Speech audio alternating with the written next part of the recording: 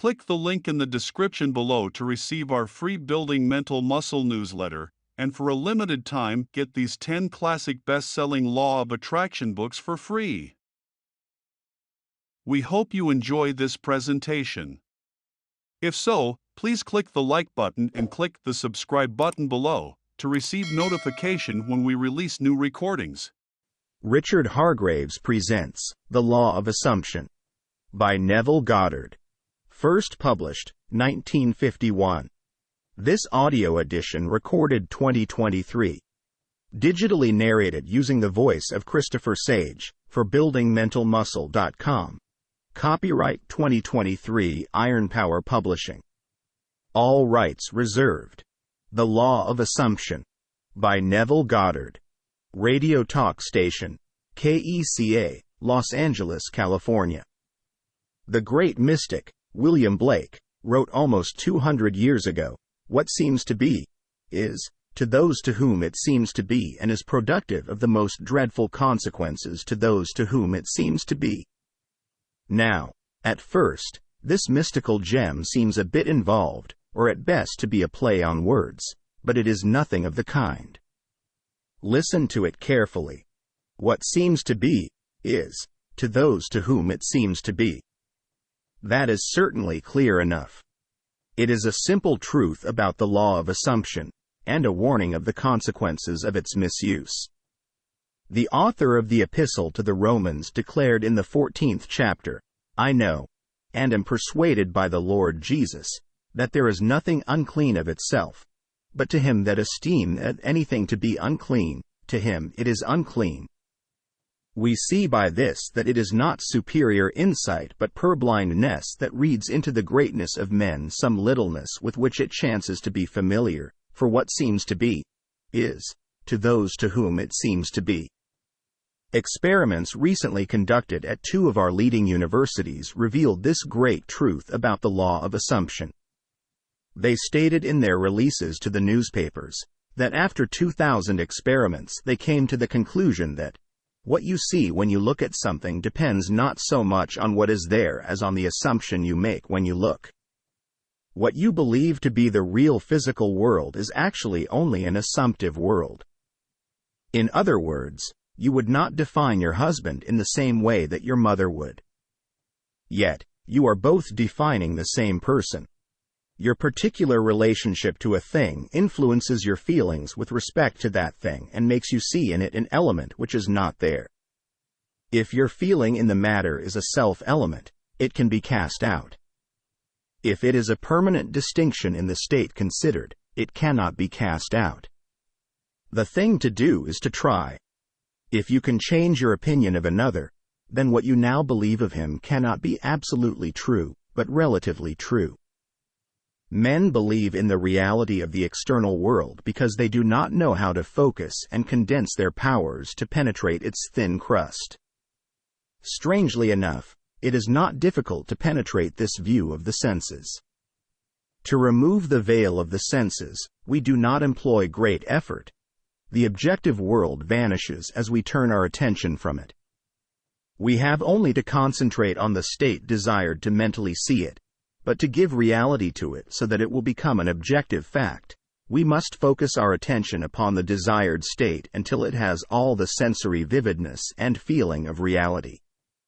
When, through concentrated attention, our desire appears to possess the distinctness and feeling of reality, when the form of thought is as vivid as the form of nature, we have given it the right to become a visible fact in our lives. Each man must find the means best suited to his nature to control his attention and concentrate it on the desired state.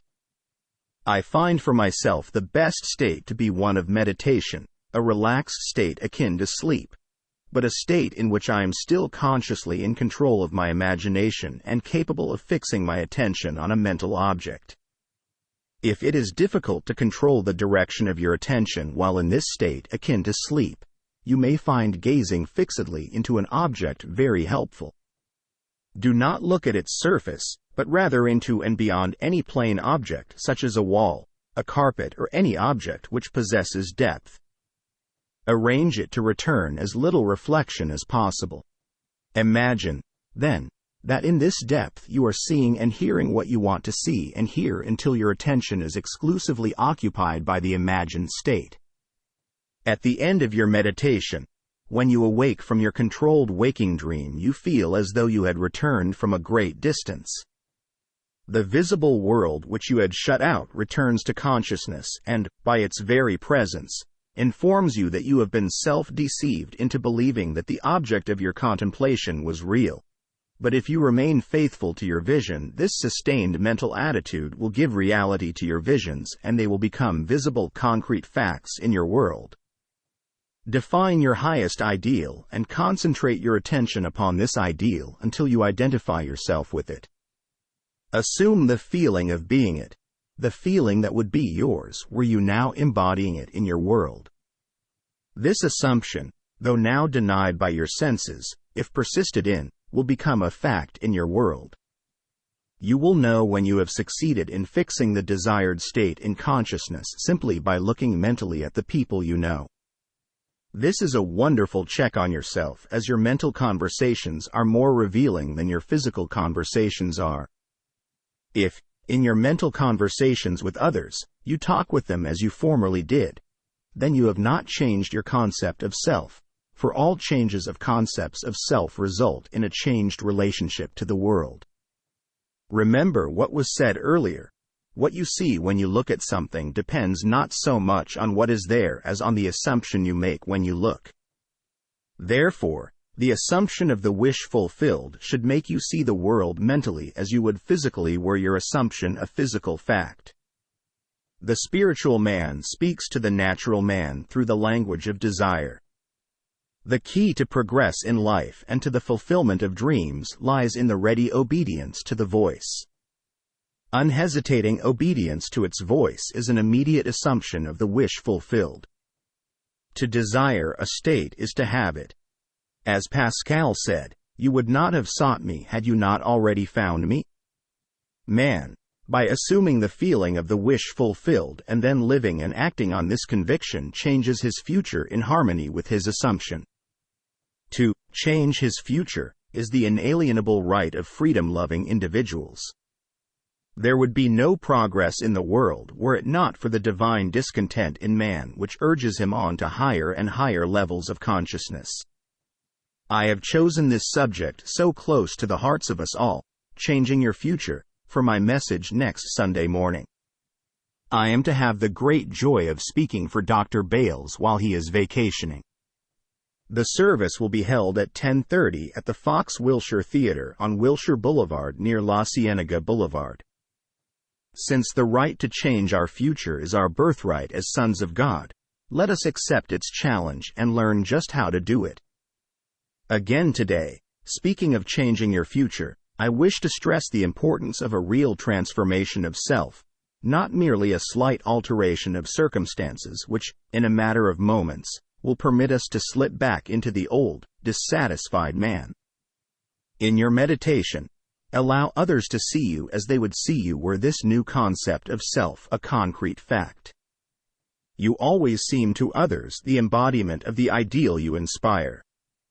Therefore, in meditation, when you contemplate others, you must be seen by them mentally as you would be seen by them physically were your conception of yourself an objective fact.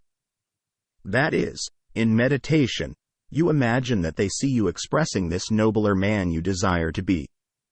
If you assume that you are what you want to be, your desire is fulfilled and, in fulfillment, all longing to be is neutralized. This, also, is an excellent check on yourself as to whether or not you have actually succeeded in changing self. You cannot continue desiring what has been realized. Rather, you are in a mood to give thanks for a gift received. Your desire is not something you labor to fulfill. It is recognizing something you already possess. It is assuming the feeling of being that which you desire to be. Believing and being are one. The conceiver and his conception are one. Therefore, that which you conceive yourself to be can never be so far off as even to be near, for nearness implies separation. If thou canst believe, all things are possible to him that believeth. Faith is the substance of things hoped for, the evidence of things not yet seen. If you assume that you are that finer, nobler one you wish to be, you will see others as they are related to your high assumption. All enlightened men wish for the good of others. If it is the good of another you seek, you must use the same controlled contemplation. In meditation, you must represent the other to yourself as already being or having the greatness you desire for him. As for yourself, your desire for another must be an intense one. It is through desire that you rise above your present sphere, and the road from longing to fulfillment is shortened as you experience in imagination all that you would experience in the flesh were you or your friend the embodiment of the desire you have for yourself or him. Experience has taught me that this is the perfect way to achieve my great goals for others as well as for myself. However, my own failures would convict me were I to imply that I have completely mastered the control of my attention. I can, however, with the ancient teacher say, this one thing I do, forgetting those things which are behind, and reaching forth unto those things which are before. I press towards the mark for the prize. End of lecture. If you enjoyed listening to this recording, please click the like button and click the subscribe button below to receive notification when we release new recordings. Click the link in the description below to receive our free Building Mental Muscle newsletter, and for a limited time get these 10 classic best-selling Law of Attraction books for free.